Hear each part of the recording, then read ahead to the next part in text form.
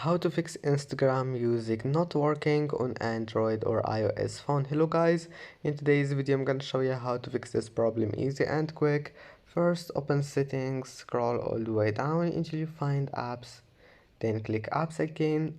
Now click Instagram, click on it, click force stop, then go to storage, clear cache. And now if that doesn't fix your problem and you have an iOS phone, then just turn off your Wi-Fi and then restart your phone and turn it on again. And if that also doesn't fix it, then it means that you need to go to Play Store and check if there's an update here. And now if that doesn't fix it, then uninstall your Instagram and install it again, and I hope that can fix your problem. Don't forget to like and don't forget to subscribe, and see you in the next video.